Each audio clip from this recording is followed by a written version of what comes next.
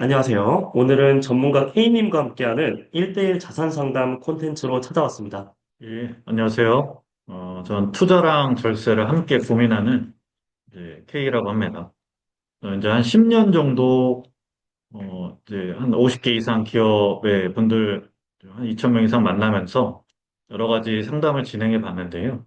결국 이제 투자도 중요하지만 세금을 줄이고 건보료도 줄이는 거에 관심들이 점점 늘어나는 걸 알게 됐고요. 그래서 이제 퇴직연금 등 연금을 중심으로 많이 이제 말씀을 드렸지만 결국은 그 넘어서도 많이 궁금해 하시고 그래서 지금은 이제 VBW라는 하나의 브랜드를 만들어서 좀 부도 이루고 그걸 더 넘어서는 이제 가치도 같이 누리는 그런 거를 진행하려고 합니다. 예, 앞으로도 한번 지켜봐 주세요. 네, 그러면 이제 본격적인 상담에 들어가기에 앞서서 사연을 좀 자세히 살펴볼 건데요. 사연에서 좀 개인적으로 인상 깊으셨던 문장이 좀 있으신가요? 예, 오늘도 이제 부모님을 생각하는 마음이 좀 예, 와닿았습니다. 뭐, 음, 평소에 이제 힘들게 일해오신 부모님 위해서 이제 부모님이 이제 은퇴를 1, 2년 후 생각하시는 것 같아요. 음, 그때 이제 본인도 함께 은퇴를 생각하시는 것 같은데, 이제 투자 자산으로 현금 흐름을 만들어서 고정지출 여행, 이제 부모님 노후 자금에 보태고 싶다. 이런 부분이 있었는데, 이제 사연 장에서 예, 인상 깊긴 한데 이제 현실을 또 짚어야 되는 부분도 있어서 이 부분은 이제 사연자분하고 상담하면서 말씀을 드릴게요. K님 같은 경우에는 이제 상담을 많이 하시다 보니까 네. 요즘 이렇게 내 노후뿐만 아니라 이제 부모님 노후를 함께 고민하는 30대, 40대 분들이 좀 많다고 느끼시나요? 솔직히 없죠. 알잖아요. 알죠, 알죠. 예. 어, 요즘 3, 40대, 뭐 20대 다 삶이 팍팍하잖아요.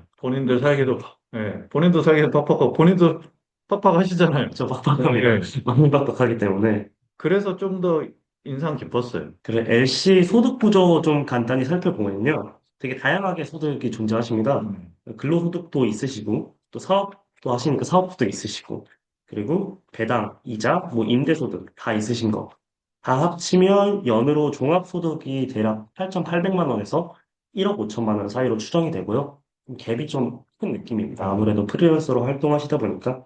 한 1억 내외로 보면 되겠죠. 맞습니다. 네. 한 1억 내로 보면 될 것 같고, 현재 보유하신 자산은 1억이라고 적어주셨고요. 그래서 두 가지 고민 정도를 적어주셨는데요. 일단 부동산 투자를 위해서 비과밀 지역 이제 가산 쪽에 1인 법인을 세워두고 CMA에 자금을 넣어뒀는데 이 놀고 있는 자금을 부동산 투자하기 전에 어떻게 굴리면 좋을지 여쭤보았고요. 두 번째로 아무래도 프리랜서시다 보니까 수입이 좀 일정치 않으셔서 잘 되면 사업소득 많을 때도 있고 없는 때도 좀 왔다 갔다 하시는데 그래서 더욱더 이제 세금으로부터 좀 자유로운 투자에 관심이 있으시고 특히 이 보수 월액 건강보험료를 좀 피할 수 있는 방법이 있을까요? 라고 질문 남겨주셨습니다. 그래서 단순히 이제 투자 수익을 잘 내고 싶다, 투자를 더 잘하고 싶다가 아니라 같은 수익이라도 좀 세금과 건보료를 좀 덜 내는 그 영리한 투자 구조를 만들어야 된다고 네. 말씀해 주셨습니다. 기존에 이제 투자에 관심이 있으신 저희 시청자분들도 이런 내용은 되게 도움이 많이 될 것 같습니다. 네. 그래서 이 지점에서 이제 상담이 어떻게 흘러갈지 한번 실제 상담자분과 연결을 해서 상담 진행해 보도록 하겠습니다. 네. 네, 안녕하세요. 질문 보고 저도 이제 좀 궁금한 부분이 있어서 한번 말씀드리면서 답변 드릴게요. 지금 부모님 은퇴 시점에 본인도 은퇴한다는 얘기인지, 요 부분이 일단은 궁금하고요. 아직 사연자분이 30대신데 이렇게 빨리 할 것까지는 없을 것 같아서, 우선은 본인도 2년 후에 부모님 은퇴 생각하시는데 본인도 은퇴를 생각하나요? 몸도 좀 불편하시다 보니까 조금이라도 더 젊으실 때, 같이 은퇴 시점 맞춰서 좀 해외여행도 다니고 좀 예, 부모님들 모시고 다닐 생각이에요. 예. 근데 만약에 이제 원래 순리대로면 부모님이 먼저 돌아가실 거니까 돌아가시고 나면 뭐 어차피 저는 일하는 걸 좋아하기 때문에 그때는 다시 일을 할 수도 있을 것 같은데 일단은 2년 뒤쯤에 은퇴해서 한 그래도 2, 3년 동안은 부모님이랑 같이 계속 다닐 예정이에요. 그래서 그 사이엔 아마 일을 안 할 것 같습니다.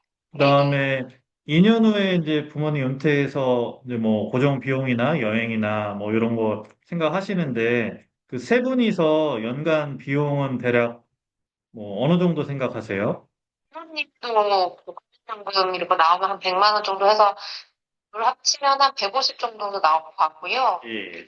추가적으로 150에서 200 정도 더 있으면 좋을 것 같긴 하거든요. 그래서 한 월에 한 300에서 400 정도 생각하고 있습니다. 상당히 적네요. 통계청 가계 동향 조사에서는 65세 이상 가구 월 평균 소비 지출이 207만 원이라고 나온 게 있어요. 통계상은. 예, 근데 만약 이제 서울 경기권이면 더 쓸 수도 있고, 또 본인은 또 30대시니까 더 쓸 수도 있잖아요. 그래서 제가 이 3인이 월에 400이 가능할까 해서 이제 한번 말씀을 드려봤고요. 뭐 시뮬레이션이지만 한번 말씀하신 거를 생각을 해볼게요. 지금 그러면은 현재는 대략 얼마 정도 있으세요? 한 3억 정도 예. 네, 될 것 같습니다. 그리고 2년 동안은 그래도 뭐 이제 근로소득 뭐 사업소득 해서 수입 활동하실 거잖아요. 일단 보수적으로 5천으로 잡아볼게요. 한 2년 동안. 어떻게 보면 총 한 5억, 4억 정도 하는 거죠. 3억에 5천, 5천 해서. 뭐 시뮬레이션이니까요. 그리고 아까 한 400 정도 예, 하면은 이제 4,800을 쓸 거고 당분간은 일단은 이제 은퇴한 다음에는 이제 소득 활동을 일단 안 한다고 가정을 해볼게요. 이거는 지금 좀 보수적으로 운용을 해야 되잖아요. 예, 뭐 당분간은 더 투입할 금액도 없으니까. 그러면은 저는 자산 배분 투자라는 거를 권해드리고 싶어요. 만약 한다면. 그 이제 뭐 주식, 채권, 뭐 금, 뭐 대체 자산에서 이제 금 같은 거 아니면 현금성 자산 이런 거를 그냥 분산해서 투자하는 거예요.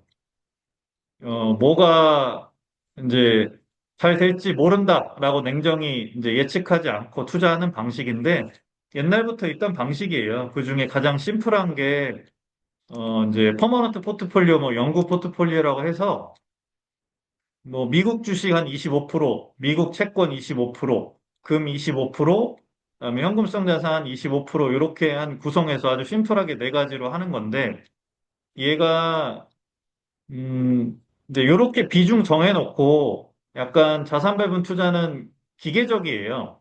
뭐 예를 들어 이게 뭐 주식이 올랐어요. 그러면 얘는 비중이 커질 거고 다른 것들은 이제 상대적으로 비중이 낮아질 거면 뭐 1년에 한 번이든 네, 반기에 한 번이든 이 비중을 원래대로 돌아가 주는 거예요. 그런 거를 이제 밸런스를 다시 맞춘다 해서 리밸런싱이라고 하는데 이런 간단한 기계적인 행동만으로도 어느 정도 좀 성과가 나와요. 네, 심플하게 1년에 한 번 한다 가정해도 연평균 수익률이 10년 동안 대략 8.5 정도 나오고 물론 이거는 다 시뮬레이션 값이에요. 하지만 이제 어느 정도 역사적으로 검증됐고 근데 얘도 뭔가 보증하는 게 아니니까 최악인 상황이 있어요. 예를 들면 2022년 같은 경우는 주식 채권이 다 안 좋다 보니까 자산 배분 투자도 거의 뭐 마이너스 8, 뭐 10, 뭐 이 정도 소위 박살 났어요. 근데 만약 이 시기에 주식만 투자했거나 뭐 채권도 장기 채권이라는 거에 투자를 많이 했거나 이랬으면 더 심했을 거예요. 그 주식 투자를 해보셔서 아시겠지만 수익 날 땐 좋은데 마이너스 날 땐 좀 더 심하잖아요. 연평균 수익률이 8.5지만 좀 더 보수적으로 한 7 정도 잡아볼게요. 예, 그러면은 연평균 수익률을 7로 가정해 보면 어 이제 조금씩 줄 거예요. 예, 연간 인출하는 게 있으니까 아무리 수익을 내도 근데 이제 일정 기간 후에 뭐 빠르면 3년 정도 얘기하신 것 같은데 그 후에 다시 일을 시작해서 또 투자를 하는 금액이 늘어나면 예, 조금은 괜찮지 않을까. 이렇게 생각하시면 될 것 같아요. 좀 수익이 잘 나온 해도 있을 거고 저건 연평균 수익률이니까. 그럼 수익이 좀 더 잘 나온 해는 조금 더 출금을 하세요. 그리고 수익이 좀 생각보다 덜 나오거나 마이너스 나온 해는 그럴 수 있으니까. 그럴 때는 이제 조금 덜 빼는 거죠. 예, 그런 식으로 하시는 게 어떨까 싶어요. 그 2022년 같은 경우에는 이렇게 모든 자산군 수익이 다 안 좋을 텐데 보유하고 있는 현금을 이때 이렇게 수입하는 것도 되게 적절할까요? 그렇죠. 네, 근데 아마 쉽지 않을 거예요. 네, 그렇죠. 모든 자산들이 내려가고 있으면 심리상 네. 더 내려갈 것 같잖아요. 아, 예. 그래서, 쫄아서. 예. 아, 근데 과감하기 쉽지는 않을 거예요. 음, 예. 대신 조금씩이라도 해보시는, 네, 이제 제 표현으로는 투자 근육이라고 하는데, 네, 이게 근육이 별로 없는 사람이 무거운 거를 하려다가 큰일 나는 거랑 똑같거든요. 네, 그러니까 한 번씩, 두 번씩 해보고, 그거에서 이제 좀 근육이 생기면, 음, 그 후에는 조금 더 이제 할 수 있으니까, 네, 네, 해보시는 자체에 박수를 치고 싶어요. 근데 음, 쉽지는 않을 거예요, 진짜 심리적으로. 네. 예, 저도 그러니까요. 인간이잖아요. 인간이니까. 예, 예, 큰 틀은 그렇고요. 이제 구체적 질문 주신 거 중에 한번 말씀드릴 게 있는데, 첫 번째 주신 게 지금 이제 부동산 이제 투자하려고 법인에다가 이제 금액을 있는데 그거를 어떻게 운용하면 좋을까라는 이제 질문이신데 부동산 투자를 하려면 생각하신 시점이 있으실까요? 일단 2년은 최대한 그 2년 뒤에 부모님 같이 쓸 돈을 먼저 좀 초점을 맞춰야 될 것 같고, 아, 예, 그래서 신학서 이제 생각은 하고 있거든요. 예, 그래서 아시겠지만 만약에 뭐 좋은 물건이 나오면은 잡을 수도 있긴 하겠죠. 근데 예. 일단 지금 시점으로는 당장 부동산 자금을 투입하진 않을 거라서 그러다 보니 너무 그냥 방치되고 있는 것 같아요. 현금도 종목이에요. 그래서 그 마음을 먼저 정하셔야 될 것 같아요. 예, 뭐 좋은 물건이 나오면 뭐 이제 생각하시던 게 있으니까 투자하는 것도 맞는데 근데 아직은 조금 더 뭐 임장을 다니든 뭔가 좀 더 생각하신다면, 그리고 이제 요 법인에 있는 금액을 최소한 2, 3년 정도 투자한다 생각하시면 자산 배분 투자도 하나의 방법일 수 있는데, 근데 만약 2022년처럼 주식 채권이 다 막 떨어지는 해가 있으면 그 해도 부동산도 딱히 좋지는 않을 거예요. 예. 그 말은 그때 현금이 있으면 소위 줍줍하기가 좋겠죠.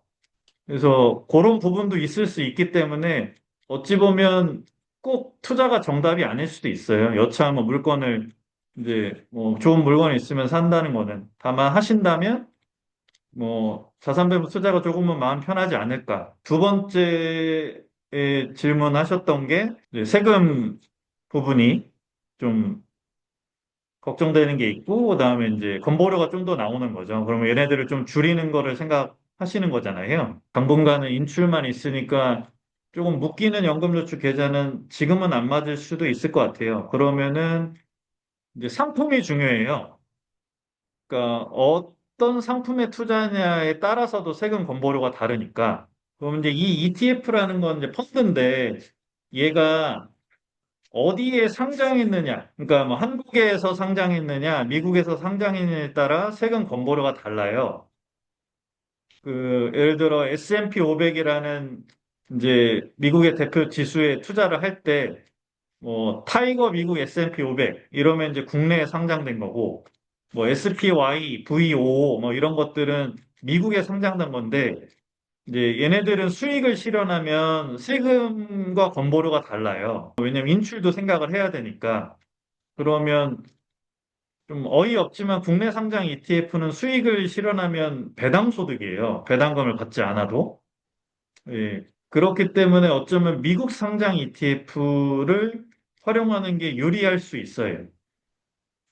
어, 미국 상장 ETF는 수익을 실현하면 이제 22% 양도소득세율은 좀 높아요.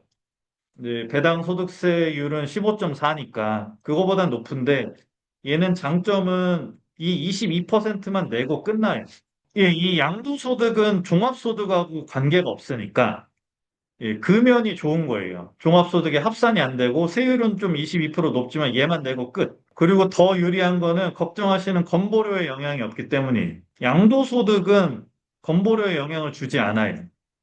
그러니까 종합소득에서 이제 뭐 근로소득, 사업소득, 뭐 이자 배당 이러한 종합소득은 건보료에 영향을 주는데 양도소득은 건보료에 영향을 안 주니까 깔끔한 거죠. 투자를 고려하시는 분들 중에서도 네. 이 환율 문제 때문에 좀 망설이시는 분들도 네. 많다고 알고 있거든요. 네. 이거에 대해서는 좀 어떻게 생각하실까요? 사실 환율은 네, 신의 영역이에요. 신입. 알 수 없잖아요. 상대적인 거고. 그죠?